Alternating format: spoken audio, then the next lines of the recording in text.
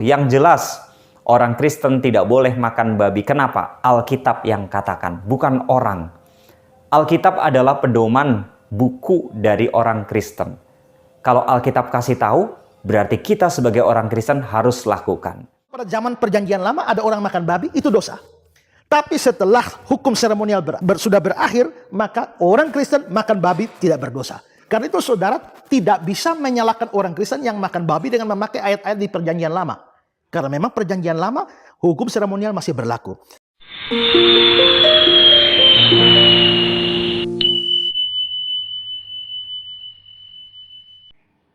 Bagaimana tentang makan babi? Apakah diperbolehkan atau tidak diperbolehkan? Maka di sini kita akan melihat Pendeta Reza Abraham menyatakan bahwa makan babi adalah haram.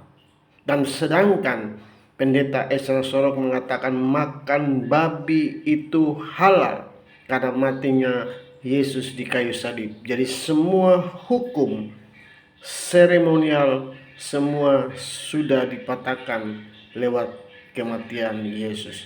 Dan ini kita akan mendengarkan penjelasan dari Pendeta Reza Abraham lewat pernyataannya dengan memakai ayat Alkitab, dan juga Pendeta Ezra Sorok dengan menyatakan memakai Alkitab. Kita akan menelusuri dan kita akan menyimak bagaimana pendapat mereka. Silakan saudara bisa berkomentar, boleh makan babi itu halal atau makan babi itu haram? Silakan tulis di komentar.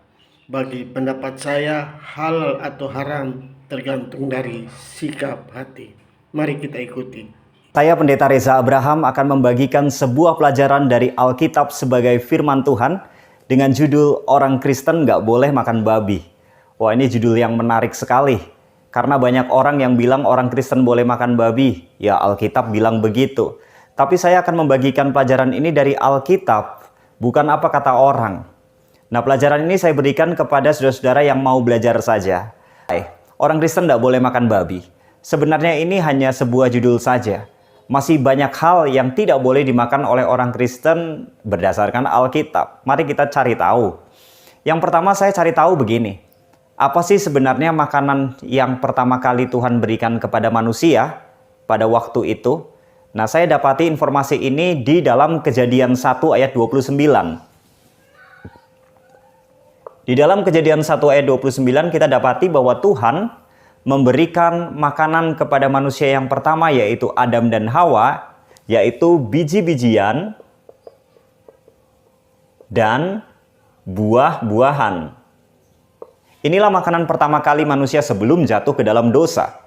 Dan setelah manusia jatuh ke dalam dosa, di dalam Kejadian pasal yang ketiga ayat 18, maka makanan manusia ditambahkan yaitu tumbuh-tumbuhan di padang. Apa itu tumbuh-tumbuhan di padang? Tumbuh-tumbuhan di padang ini adalah sayur-sayuran. Jadi makanan manusia pertama kali biji-bijian, buah-buahan, dan ditambah juga sayur-sayuran. Muncul pertanyaan, kalau begitu kapan Tuhan izinkan manusia makan daging untuk pertama kalinya? Informasi ini kita bisa baca dalam kitab Kejadian, pasal yang ke-7 ayat yang kedua. Ini adalah peristiwa dari Nabi Nuh.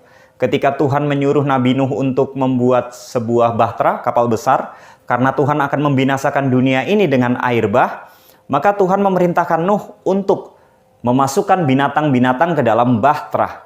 Dicatat di sana 7 pasang yang halal dan 1 pasang yang haram. Apa tujuannya? Supaya terpelihara kehidupan binatang-binatang ini. Karena ketika nanti dunia ini dibinasakan dengan air bah, maka binatang-binatang ini sudah masuk ke dalam bahtera. Nah, kita lihat ada perbedaan. Yang halal 7, yang haram 1. Kenapa tidak 7-7 atau 1-1? Ini memiliki arti. Nanti kita tahu bahwa setelah Nuh keluar dari bahtera, Nuh mempersembahkan korban persembahan, yaitu binatang yang halal untuk Tuhan. Jadi 7 ini kalau dikurangi nanti tetap masih ada. Nah, lebih jauh lagi, kenapa 7 pasang yang halal? Karena Tuhan izinkan Nuh untuk makan daging. Ya, di dalam bahtera bukan 40 hari, bukan 150 hari, tetapi saya coba hitung ada 1 tahun lebih Nuh bersama dengan keluarganya di dalam bahtera. Kita bayangkan di sana makanan, buah-buahan, sayur-sayuran terbatas, sehingga Tuhan izinkan makan daging tetapi yang halal. Nah, informasi selengkapnya tentang binatang yang halal dan haram itu kemudian dicatat di dalam kitab Imamat 11. Dalam Imamat pasal 11 kita dapati di sana ada syarat-syarat binatang yang halal, yang berkaki 4. Syaratnya harus berkuku belah dan memamah biak. Apa saja contohnya? Kambing, sapi, kerbau. Mereka berkuku belah dan memamah biak. Harus memenuhi kriteria ini untuk binatang berkaki 4 disebut halal. Babi tidak masuk. Kenapa? Karena tidak memenuhi kriteria ini. Anjing tidak masuk karena tidak memenuhi kriteria ini. Jadi binatang yang halal, yang berkaki 4, yang boleh dimakan harus berkuku belah dan memamah biak. Kemudian yang di air harus bersisik dan bersirip.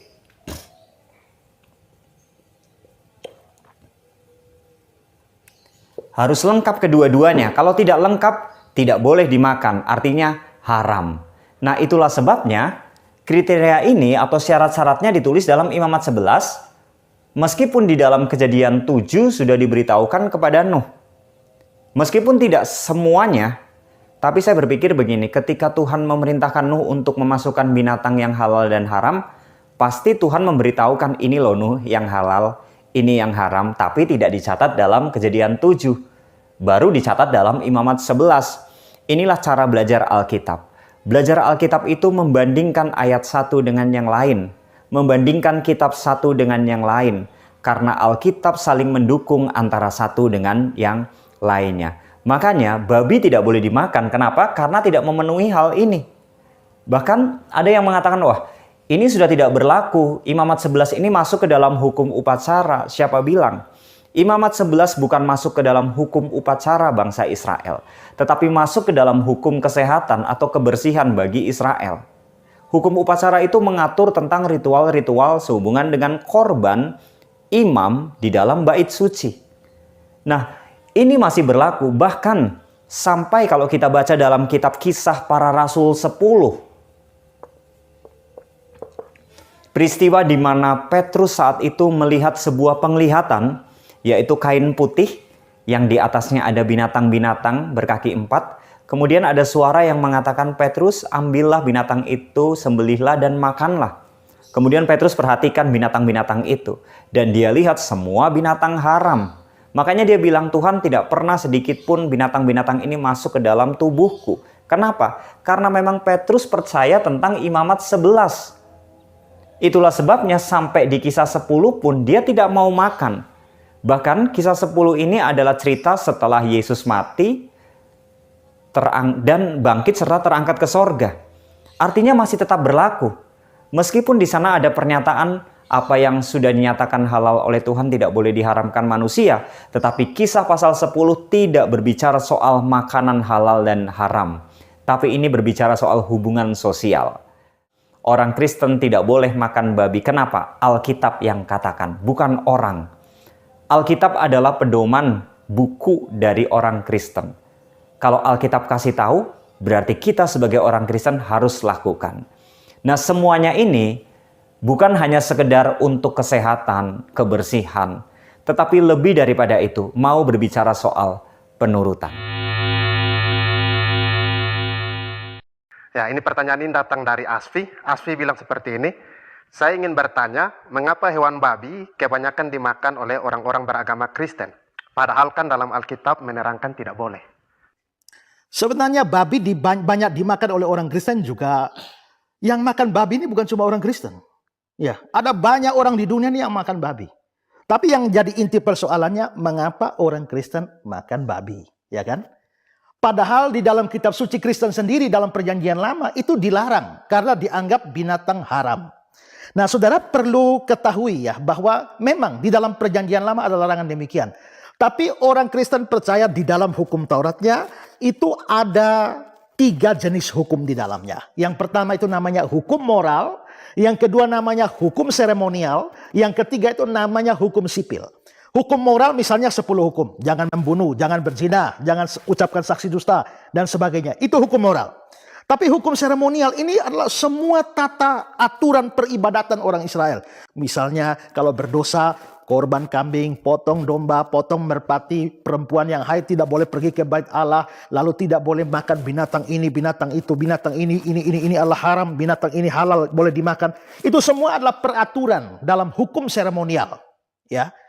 Lalu hukum sipil itu adalah semacam undang-undang negara Israel pada waktu itu. Misalnya, kalau ada nabi palsu, tangkap dan bunuh mati. Kalau ada orang yang kedapatan berzina, rajam dengan batu sampai mati. Kalau ada anak yang melawan orang tua, hukumannya mati. Itu namanya hukum sipil. Nah, saudara-saudara, dari 3 hukum ini mana yang berlaku sekarang? Hukum seremonial, hukum sipil jelas tidak berlaku. Kenapa? Karena itu undang-undang negara Israel pada waktu itu. Negara Israel sekarang saja tidak memakai itu. Dengan demikian hukum sipil tidak bisa kita berlakukan sekarang. Bagaimana dengan hukum moral? Hukum moral itu harus terus berlangsung sampai kapanpun juga. Nah, sekarang bagaimana dengan hukum seremonial? Hukum seremonial itu tidak pernah dimaksudkan untuk berlaku selama-lamanya, ya. Itu adalah sesuatu yang sifatnya sementara. Kalau saudara membaca di dalam Ibrani pasal yang ke-9 ayat 10, dikatakan di sana, karena semuanya itu di samping makanan, minuman, berbagai macam pembasuhan, hanyalah peraturan-peraturan untuk hidup insani yang hanya berlaku sampai waktu pembaharuan. Yang berlaku sampai tibanya waktu pembaharuan. Jadi ini hukum seremonial. Hukum seremonial hanya berlaku sampai tiba waktu pembaharuan. Ada kata sampai di situ menunjukkan ada batasan. Saudara kalau dikatakan saudara libur sampai tanggal 10. Setelah tanggal 10 masih libur apa tidak? Tidak kan? Hukum seremonial ini hanya berlaku sampai tiba waktu pembaharuan. Kalau begitu setelah waktu pembaharuan sudah tidak berlaku. Mengapa tidak berlaku? Waktu pembaharuan itu Yesus. Kedatangan Yesus. Mengapa tidak berlaku? Tidak berlaku karena memang itu hanya bayang-bayang. Kalau saudara baca dalam Ibrani 10 ayat 1. Di situ dikatakan bahwa di dalam hukum Taurat itu hanya terdapat bayangan saja. Dan bukan hakikat dari keselamatan itu. Karena itu hanya tiba sampai waktu pembaharuan. Maka begitu Yesus datang. Dia mati di atas kayu salib. Maka semua hukum seremonial berakhir. Itu dibicarakan dalam Efesus pasal 2 ayat yang ke-15. Dengan matinya sebagai manusia, ia telah membatalkan hukum Taurat dan semua ketentuannya. Kalau begitu, hukum seremonial menjadi berakhir setelah kematian Yesus. Hukum seremonial itu apa? Itu yang saya bilang tadi. Kalau berdosa, potong kambing, potong domba, potong merpati, tidak boleh makan ini, tidak boleh makan itu, dan lain sebagainya. Karena itu sudah tidak berlaku, hukum seremonial sudah selesai, maka hukum halal haram yang dibicarakan dalam perjanjian lama juga menjadi tidak berlaku sekarang. Karena itu kalau pada zaman perjanjian lama ada orang makan babi, itu dosa. Tapi setelah hukum seremonial berlaku, sudah berakhir, maka orang Kristen makan babi tidak berdosa. Karena itu saudara tidak bisa menyalahkan orang Kristen yang makan babi dengan memakai ayat-ayat di perjanjian lama. Karena memang perjanjian lama hukum seremonial masih berlaku. Kalau kita mengacu kepada ayat-ayat perjanjian baru misalnya ya, Markus pasal 7 ayat 19 dikatakan begini, karena bukan yang masuk ke dalam hati, tetapi yang ke dalam perutnya lalu dibuang ke jamban. Ini Yesus sedang bicara tentang yang menajiskan orang. Maksudnya yang menajiskan orang itu bukan sesuatu yang masuk ke dalam hatinya, tetapi ke dalam perutnya lalu dibuang ke dalam jamban. Dengan demikian dia menyatakan bahwa semua makanan halal. Dengan demikian Yesus menyatakan semua makanan halal. Karena itu orang Kristen bukan cuma babi, anjing kah atau apakah kalau dia mau makan. Kalau dia tidak mau makan, mungkin alasan kesehatan atau alasan psikologis, tapi bukan alasan teologis. Ya, kalau kita melihat juga di dalam Roma pasal 14 ayat 14, aku tahu dan yakin bahwa dalam Tuhan Yesus tidak ada sesuatu yang najis dari dirinya sendiri. Hanya bagi orang yang beranggapan bahwa sesuatu adalah najis, bagi orang itulah sesuatu adalah najis.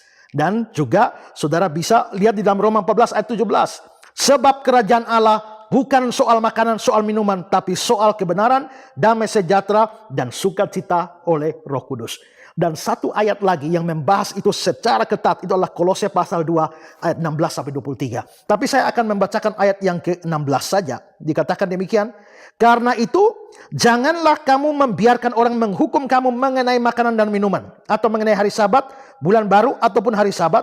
Semua itu hanya bayangan dari apa yang harus datang, sedang wujudnya itu ialah Kristus. Jadi jangan orang menghukum kamu dengan urusan makan, minuman, dan lain sebagainya.